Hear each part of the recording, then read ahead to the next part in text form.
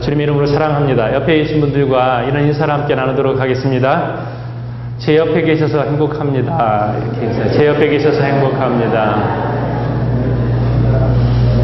하고 많은 자리 중에 내 옆에 있다는 건 얼마나 좋은지 모릅니다.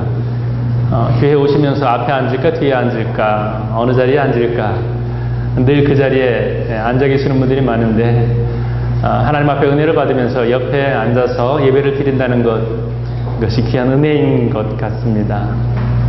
그때 제가 책을 한 권 선물을 받았는데 서울대학 교수 김남도 씨가 쓴 트렌드 코리아 2015라는 책이에요. 책을 보면서 그 책 안에 2015년에 소비 성향을 분석해 놨습니다. 소비자들은 이런 방향으로 나아갈 것이다. 트렌드를 분석을 해 놨는데 10가지로 이렇게 나눠서 분석을 해 놓았습니다. 그 중에 몇 가지가 눈에 띄어요. 2015년의 소비자들의 첫 번째 성향이 햄릿 증후군 이렇게 말합니다. 단호한 결정을 내리지 못하고 햄릿처럼 결정 장애를 앓고 있다는 것이죠. 자기 결정에 대한 자신감이 떨어져서 그래서 사람들이 무엇을 따라가는지 사람들의 결정에 따라가는 거예요. 그래서 베스트셀러에 의존을 합니다. 또한 소비자들의 결정을 도와주는 결정 컨설턴트가 유망 직종이 될 것이다. 이렇게 이야기하게 되어 있습니다. 그런가 하면 또 하나는 증거 중독입니다. 소비자들은 증거를 보여주지 않으면 아무것도 믿지 않게 될 것이라는 말입니다. 이게 햄릿 증후군과도 연결되어 있습니다. 우리는 불신의 시대를 살아가고 있는데 소비자들이 눈으로 보여주는 것만을 믿는다는 것이죠. 숫자로 확인되어지는 것, 얼마나 많은 사람들이 따라가고 있는 것인지, 얼마나 많은 숫자로 당신의 제품을 이야기할 수 있는지, 숫자로 보여준 것, 실험으로 검증된 것, 이런 것이 소비자들의 마음을 사로잡을 수 있는 그런 시대가 될 것이다. 이렇게 말했습니다. 그런가 하면 또 이런 이야기도 있습니다. 꼬리가 몸통을 흔들 것이다. 어떤 얘기냐면요. 사은품을 가지려고 본품을 구비하는 소비자가 많아질 것이라고 하는 것입니다. 전에는 이것이 부수적인 서비스라고 생각을 했는데 이게 본 제품과 결합해서 새로운 제품군을 형성할 것이다 했습니다. 꼬리 경쟁에서 승리한 기업이 시장의 몸통을 차지하게 될 것이다. 이런 전망도 있습니다. 그리고 재밌는 것 중에 하나는 SNS 시대인데요. SNS를 통해서 자랑질의 시대가 될 것이다. 이런 말도 있습니다. 책을 이렇게 살펴보면서 이 시대를 참 잘 분석했다는 생각을 했습니다. 이 시대가 어떤 시대인가요? 연약함의 시대 혹은 싸움을 피하는 시대, 싸우기 싫어하는 현대인의 모습들을 담은 것은 아닌가 이런 생각을 해보게 됐습니다. 오늘 성경의 본문은요. 싸움에 대한 이야기입니다. 이스라엘 백성들이 애국을 빠져나와서 광야 생활을 하는데 이들은 싸워보지 않은 민족이에요. 한 번도 싸움을 경험해보지 못한, 전투를 경험해보지 못한 이들에게 하나님이 싸움의 자리로 인도하십니다. 나가 싸워! 이렇게 하나님께서 강하게 권면을 하시는 이 장면이 여기에 있습니다. 자, 이제 그동안에 구경만 했던 이스라엘 백성들이 실제로 싸움을 하는 모습을 보게 될 것입니다. 처음 싸우는 것입니다. 그 대상이 아말렉이라고 하는 족속입니다. 강한 족속이에요. 광야에서 전투적인 백성으로 자리매김한 사람들, 바로 아말렉이라고 하는 족속인데요. 이들과 싸우는 장면이 여기에 있습니다. 그동안에는 그저 바라보기만 했습니다. 애국 군대를 홍해라고 하는 바다에 수장시킬 때 그들은 아무것도 하지 않았습니다. 하나님이 그렇게 하라고 그랬습니다. 너네들 아무것도 하지 마. 할 수 있는 것이 없었습니다. 그 싸움은 구경만 하면 되는 싸움이었습니다. 그런데 오늘의 싸움은 하나님께서 아주 강력하게 권면을 합니다. 나가서 싸워라. 한 번도 훈련받지 못한 이스라엘 백성들을 데리고 나가서 싸워서 승리를 얻은 장면이 바로 오늘 출애굽기 17장에 나와 있습니다. 자, 그러면 하나님께서 왜 이렇게 이스라엘 백성들로 하여금 나가서 싸우라고 하고 또 싸움을 통하여서 승리를 이루도록 하셨을까? 오늘 우리가 함께 배우고자 하는 메시지가 여기에 있습니다. 이 안에 보면 네 종류의 사람이 등장합니다. 첫째, 실제로 싸우는 사람들. 칼과 창을 가지고 무기를 가지고 나가서 전투의 현장에서 실제로 몸으로 부딪혀서 싸우는 사람들이 등장합니다. 두 번째는 군사들을 리드하는 여호수아라고 하는 장수입니다. 그는 수고하고 고민하고 어떻게 이 싸움을 이끌어서 승리를 할 수 있을까 머리 쓰는 사람이었습니다. 얼마나 스트레스가 많았을까요? 그동안에 어떤 전술을 연구한 적도 없습니다. 전쟁의 경험도 없습니다. 그저 백성들이 있고 군사들이 있고 싸울 대상만 있습니다. 여기서 승리를 이끌어내야 하는 지도자의 고뇌가 있습니다. 그 다음 전쟁의 지휘관을 여호수아를 전쟁터로 보내고 산 위에 올라가서 기도하는 모세가 있습니다. 모세는 두 가지를 하는데요. 하나는 하나님의 뜻을 묻습니다. 하나님, 어떻게 해야 됩니까? 하나님의 명령을 받아들여서 군사들을 전쟁터로 보내는 일, 그 보내놓고 나서 아무것도 하지 않는 것이 아니라 산 위로 올라가서 그들을 위하여서 기도하는 일, 이 두 가지를 합니다. 하나님의 뜻을 묻고 또 하나님의 뜻을 끝까지 부여잡으면서 하나님의 뜻이 이루어지기를 기도하는 리더, 영적 리더인 모세가 등장합니다. 또 한 사람은 아론과 훌입니다. 별로 중요한 역할 같지는 않은데 모세 옆에 있는 것입니다. 그래서 모세의 손이 내려올 때에 그 손이 내려오지 않도록 도와주는 보조의 역할을 하는 사람들이 있습니다. 자, 전쟁 이야기인데 사무엘상 17장 47절에 보면 전쟁은 여호와께 속한 것이다, 이런 표현이 있습니다. 이 전쟁은 전술에 의한 것도 아니요, 탁월한 승리를 경험한 사람들의 이야기도 아니라 이 전쟁은 하나님께 속한 것이다. 하나님께서 전쟁을 이기게 하시고 하나님께서 전쟁을 도와주신다라고 하는 말씀이 성경 안에 있습니다.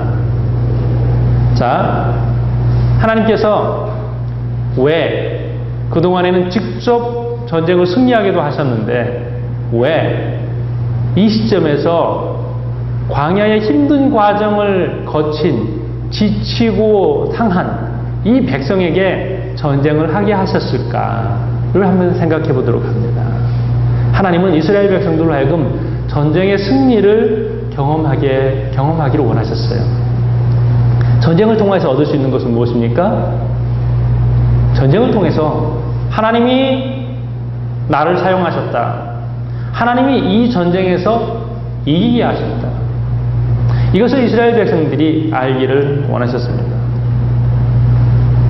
자, 누구와 싸우느냐? 싸움의 대상을 한번 생각해 보도록 하겠습니다. 여러분의 싸움의 대상은 누구예요? 누구와 싸우는가? 아말렉이라고 하는 대상은 분명히 있습니다. 에서의 후손이에요. 이 아말렉, 에서는 누구입니까? 하나님의 약속을 소홀히 한 사람들. 성경에서는 이 에서의 무리, 아말렉을 사단의 영성을 대표하는 자리에 세웁니다. 자, 모세가 신명기서에서 이렇게 설교합니다. 신명기서 25장 17절부터 18절의 말씀을 보니까요. 너희는 애굽에서 나오는 길에 아말렉이 내게 행한 일을 기억하라. 곧 그들이 너를 길에서 만나 내가 피곤할 때에 내 뒤에 떨어진 약한 자들을 쳤고 하나님을 두려워하지 아니하였느니라. 모세는 이때의 싸움을 추억하면서 설교하는데요. 그 설교에서 아말렉을 이렇게 표현합니다. 하나님을 두려워하지 아니하였느니라. 또 아말렉이라고 하는 이 족속의 특징이 있습니다. 백성들이 행진을 하는데 맨 뒤에서 따라오지 못하고 처진 사람들을 주로 쳐서 그들을 공격했던 이 특성을 가지고 있는 족속이 아말렉 족속입니다. 사단의 전략과 너무나도 흡사하다라고 하는 것이죠. 우리가 약할 때에 사단은 우리의 약점이 무엇인지 알아서 칩니다. 그래서 우리로 무너지게 만들고 지치게 만듭니다. 우리가 이때 넘어질 때가 많이 있습니다. 정말 힘들고 어려운 일이 있을 때에 우리는 실수를 쉽게 합니다. 자녀들에게도 어느 순간에는 우리가 하지 말아야 될 말을 거칠게 쏟아낼 때가 있습니다. 그리고 나서 나중에 사과를 하죠. 미안하다. 그때는 내가 너무 힘들어서 그랬다. 좀 다르게 표현하면 그때는 내가 영적으로 이기지 못한 것입니다. 어떻게 하나님의 말씀을 붙잡고 어떻게 잘 해야 되는지 어렴풋이는 알고 있었음에도 불구하고 그저 감정적인 것에 충실하여서 쏟아낸 것이죠. 약점에 무너진 순간일 때가 많이 있습니다. 사단은 이렇게 우리를 공격합니다. 우리가 신앙적으로 뜨거울 때, 기도를 많이 할 때, 늘 즐거울 때, 늘 행복할 때, 그때 우리를 무너뜨리는 것이 아니라 우리가 지치고 어려울 때, 우리 스스로를 잘 추스르기 어려운 그 순간, 그 약한 부분을 너무나도 잘 알아서 우리를 공략할 때가 있다라고 하는 것이죠. 그때 깨어 있어야 되거든요. 그때 분명하게 내가 뭐 해야 되는지를 알아야 되는 거거든요. 그런데 우리는 그때 우리 스스로를 컨트롤하지 못하고 사단의 꾀임에 무너져서 결정적인 실수를 할 때가 있다라고 하는 것입니다. 자, 싸움의 대상이 아말렉입니다. 이스라엘 백성들은 그동안에 자기 안에서 싸움을 많이 했습니다. 지도자들을 원망하고 자기들 안에서 불평하고 꼭 이렇게 해야 되는지 이야기하는 데에 시간을 많이 보냈습니다. 그리고 이제서야 우리의 싸움의 대상이 누구인지를 보게 됐습니다. 우리의 싸움의 대상은 우리가 지쳤을 때에 뒤에서 몰려와서 우리를 공략하는 저들이구나. 분명하게 알아서 그들을 공격하게 됐습니다. 여러분이 정말 힘들고 어려울 때 싸움의 대상이 누구입니까? 여러분의 싸움의 대상이 남편입니까? 아내입니까? 내가 끝장을 보고 말 거예요. 끝까지 한번 해보고 말 거예요. 남편입니까? 아니면 자녀입니까? 원수가 자녀입니까? 어떻게 하다가 너가 우리 집에 와서 이렇게 끝까지 독한 말을 해야 됩니까? 사랑의 대상이죠. 아니면 직장 동료입니까? 직장 동료여서 직장 상사입니까? 아니면 직장의 아랫사람입니까? 그들은 공동의 목표를 가지고 있는 사람이잖아요. 회사의 유익을 위해서 함께 일하는 사람, 직장 동료잖아요. 원수가 아니잖아요. 가족의 식구들 하나님께서 행복 공동체로 묶어주셨습니다. 그래서 초선의 길을 잡을 거야. 내가 지금 무너지면 안 돼. 내가 당신 이겨서 내 길을 세울 거야. 이게 가족은 아닌 거잖아요. 하나님께서 공동의 목표를 세워서 공동체를 두셨습니다. 그 공동체가 가정이고 직장이고 교회고 속회이며 선교회입니다. 그때에 나와 다른 기질의 어떤 사람 혹은 나와 다른 성향의 어떤 사람이 내 경쟁의 대상인 것처럼 그렇게 하면은 안 된다라고 하는 것이 그때에 싸움의 대상을 어떤 인격체, 어떤 사람으로 우리가 잘못 알면 무너지는 것입니다. 하나님의 뜻이 여기에 어디에 있는지, 또 사단이 어떤 뜻을 가지고 우리를 끌고 가는지를 명확하게 봐서 내 싸움의 대상이 누구인지를 알아야 된다라고 하는 것이죠. 지난주와 지지난주 또 그 전주에 제가 반복해서 여러분에게 말씀드린 말씀이 있어요. 믿음은 무엇이라고 그랬습니까? 믿음은 기억력이라고 말씀을 드렸습니다. 하나님의 은혜를 기억하는 것이죠. 과거에 하나님 앞에 감사한 것을 기억하는 것이죠. 하나님께서 어떤 역사를 이루어서 지금까지 우리를 이끌어 주셨는지를 기억하는 것이죠. 자, 그래서 믿음을 잘 기억하면 그 다음에 감사의 삶을 살게 된다라고 하는 것입니다. 지난주는 풍성하게 감사의 삶을 살아오셨습니까? 한 주간 동안에 하나님 너무나도 감사합니다. 생각해보니까 이렇게 좋고 기쁠 수가 없어요 라고 고백을 했습니까? 아니면 그 이면에 내가 하지 말아야 될 말, 하지 말아야 될 행동을 하고서 후회를 하고 있습니까?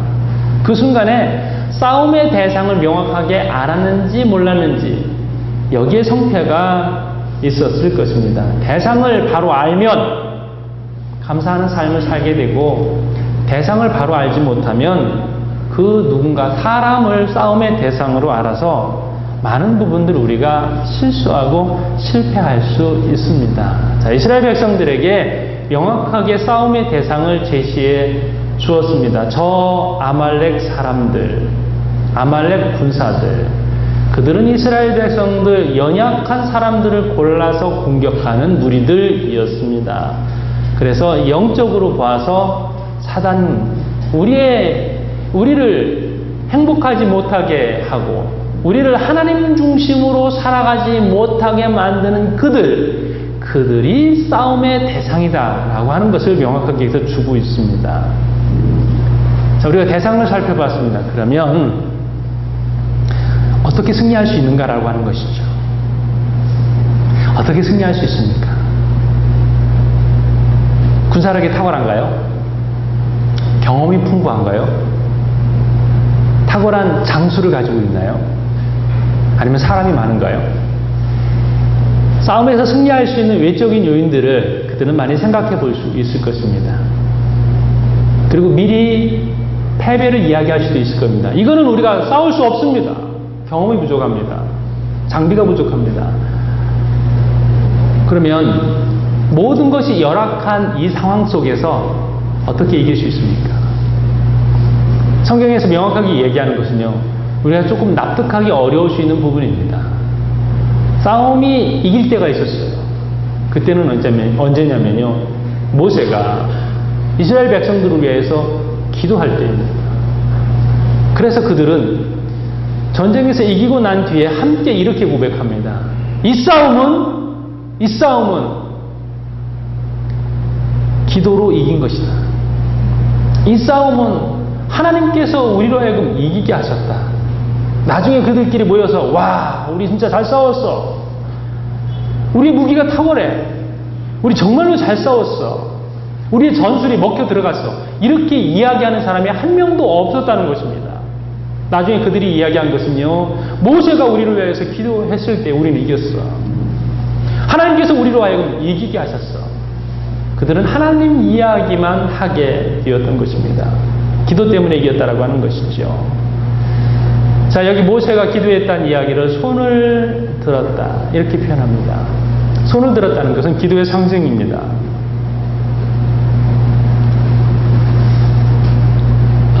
이 지역을 순례하면서 모세가 올랐던 산, 나무 한 그루 없는 바위산입니다.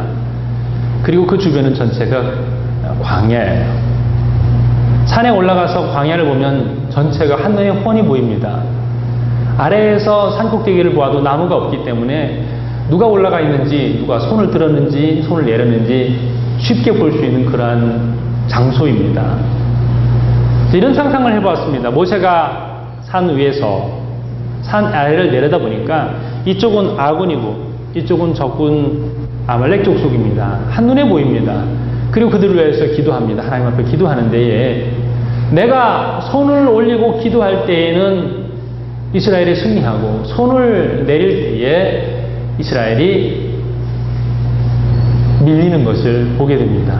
눈앞에서 그런 광경이 펼쳐지는데 손을 내릴 수가 없어. 그렇지 않겠어요? 손만 내리면 우리 백성들이 지는데요. 그런데 육신의 연약함 때문에 어쩔 수가 없습니다. 80노인이에요. 손을 계속 올리고 있을 수가 없습니다. 그때에 아론과 홀이 옆에서 도와주는 것이죠. 여러분들이 명확하게 여러분이 기도할 때 어떤 일이 일어나고 있는지를 아신다면 여러분의 기도를 멈출 수가 없을 겁니다. 눈앞에서 보이는데요. 내가 기도하면 내 자녀가 잘 되는데, 여러분의 자녀로부터 이런 전화를 받았다고 한번 생각해 보십시오. 이상하게 요즘 잘 돼. 이상하게 요즘 내가 힘든 일은 많은데 잘 헤쳐나갈 수가 있어. 엄마 왜 그러지? 그런데 그때가 언제였냐면 여러분이 여러분의 자녀를 위해서 간절하게 하나님 앞에 기도할 때였어요. 그런데 반대의 연락을 받았다고 생각해 보십시오. 이상하게 요즘은 특별한 어려움이 없는데 자꾸 잘 안 돼요. 내 마음이 이겨낼 수가 없어요. 내가 기도하는 것에 따라서 내 자녀가 잘 되고, 내가 기도하는 것에 따라서 내 자녀가 밀리는 것이 내 눈앞에 보인다면 기도하지 않을 수 있어요. 근데 모세를 통해서 우리가 이런 교훈을 얻는 것입니다. 눈앞에서 승리하고 밀리는 것이 보이는 거예요. 그러니까 손을 내릴 수가 없는 것이죠. 이것과 똑같은 상황이 우리 안에 펼쳐지는 거예요. 그래서 우리는 기도하는 것입니다. 여러분의 기도의 자리가 있으세요? 기도하던 자리가 있으세요? 그 자리 밀리면 안 돼요. 유창하게 기도를 잘할 필요는 없습니다. 그러나 우리가 기도의 대상을 명확하게 압니다. 하나님 아버지 앞에 기도합니다. 어떤 내용을 기도해야 되는지도 압니다. 내가 누구를 위해서 기도해야 되는지도 압니다. 무엇을 위해서 기도해야 되는지도 압니다. 그러면 된 것이지요. 그 어떤 것보다 기도의 자리만큼은 잘 지켜내는 저 여러분이 되기를 주님의 이름으로 축원합니다. 그 자리에만큼은 빼앗기지 마시기 바랍니다. 무엇 때문에 내가 기도를 소홀히 하게 됐는지, 내 기도하던 패턴만큼은, 내 기도하던 자리만큼은 결코 밀려내지 마시기를, 결코 그 자리에서 물러나지 않기를 주님의 이름으로 축원합니다. 이 승리는 기도가 만들어낸 것이었습니다. 그리고 이 기도는 함께 기도하는 자리예요. 제가 오늘 아침에 이 말씀을 묵상하면서 이런 생각을 해봤습니다. 지금 모세의 기도를 돕는 사람은 2명입니다. 이것을 우리는 중보기도라 이렇게 말합니다. 이웃을 위해서 내가 기도합니다. 또 이웃은 나를 위해서 기도합니다. 그러면 1+1입니다. 산술적으로 1+1은 둘입니다. 그런데 기도에 있어서만큼은 1+1은 100이 될 수 있고 1000이 될 수 있습니다. 주님께서 이 말씀을 하십니다. 여러분이 누군가를 위해서 기도하고 누군가가 나를 위해서 기도하면 이것이 1+1 거기에서 머무르지 않는다라고 하는 것입니다. 영적인 원리는 이 중보기도의 합심기도의 능력이 타고나다는 것이죠. 한 사람이 나를 위해서 기도한다. 여러분은 여러분을 위하여서 기도하는 누군가가 있습니까? 여러분 놀라운 축복의 사람입니다. 여러분은 누군가를 위해서 기도하십니까? 그럼 여러분 놀라운 영적 전사입니다. 승리는 거기에 있기 때문에 그렇습니다. 다른 것은 몰라도요, 기도에 있어서만큼은 밀리지 않되 내가 누군가를 위해서 기도하시는 대상들을 많이 담으십시오. 그리고 누군가에게 여러분의 기도 제목을 내어놓으십시오. 내게 이런 기도의 제목이 있습니다. 내어놓으십시오. 아유, 나 혼자 감당하지 뭘 이런 걸 가지고 기도 요청을 해. 저에게도 언제든지 열려 있습니다. 목사님 이것을 위해서 기도해 주십시오. 그런데요, 저에게 오셔서 기도 요청을 하신 분들은 압니다. 그 뒤에 어떤 열매를 맺는지. 목사님 기도해 주셔서 잘 됐어요. 그런데 이것이 그냥 한 목사의 기도의 능력이 아니라요, 여러분들도 다 함께 공유할 수 있는 부분이에요. 권사님 저를 위해서 기도해 주세요. 장로님 저를 위해서 기도해 주세요. 저 이런 문제 있어요. 함께 그 기도 제목을 나눌 때에 하나님께서 아말렉 족속과의 전쟁에서 이긴 탁월한 은혜를 저와 여러분의 현장에도 똑같이 주신다라고 하는 것입니다. 자, 싸움의 대상이 누구인지를 우리 함께 살펴보았습니다. 그리고 어떻게 승리하였는지도 살펴보았습니다. 기도가 승리케 한다, 합심하여서 기도하는 것이 승리케 한다라는 것을 나누었습니다. 그리고 이 모든 것을 주관해 가시는 분이 하나님이시다. 이것을 우리가 잊지 말아야 합니다. 하나님이 함께 하십니다. 믿습니까? 하나님께서 이기게 하십니다. 우리가 가끔 실패를 이야기하는 것은요, 절망을 이야기하는 것은 하나님을 빼놓았기 때문에 그렇습니다. 내가 이것을 어떻게 풀어갈까 생각하면 절망합니다. 왜요? 내가 가지고 있는 자원이 너무 부족합니다. 재정적인 능력도 참 적습니다. 그래서 미리 포기합니다. 왜 포기하십니까? 라고 물으면, 제가 자원이 없어요. 제가 경험이 부족해요. 나를 도와주시는 사람이 없어요. 그 안에 하나님 계신가요? 여러분들이 포기를 이야기할 때에 거기 하나님 계신가요? 하나님이 도와주셔도 그거 안 될 것 같습니까? 하나님이 함께 하셔도 여러분 실패할 것 같습니까? 거기까지는 아니죠.